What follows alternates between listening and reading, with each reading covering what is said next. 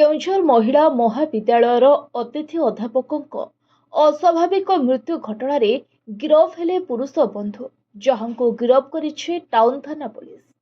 गतकाली केउंझर महिला महाविद्यालयर अध्यापिका प्रियंका दास को मृत्यु मामला रे पुरुष बंधु रुद्र मिश्र को गिरफ करिछि पुलिस।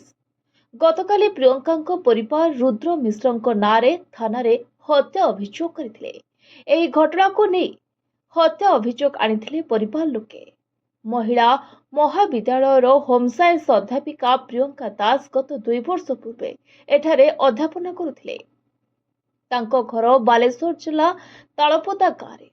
गतकाली सकाळे प्रियंका निज घर चाबी बंद करी कॉलेज जा समय हठात तले पड़ जाइथिले। तांको हॉस्पिटल लिया जाइथिबा बेले डाक्टर तांको मृत घोषणा करथिले। ए संपर्क में निजको अध्यापक बोली कही फोन जोगे खबर देथिले जणे व्यक्ति। तबे मृत प्रियंका गलारे एक चिन्ह थिबारु तांको हत्या करा जाइथिबा अभियोग करी परिवार लोके केउंझर टाउन थाना रे एक लिखित एतला देथिले।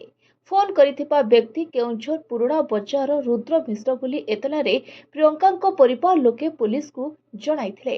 तबे रुद्र मिश्र ही प्रियंका को हत्या करिथिबा सेमाने अभियोग करिथिले।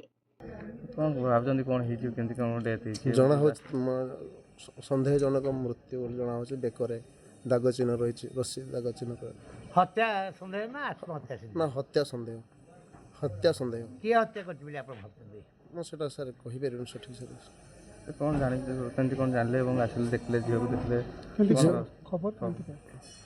खबर जने जो सार जने फोन करथिले परिचय कहउछन जे कॉलेजर सार बोली ताको नंबर भी अछि। Report voice of Odisha live.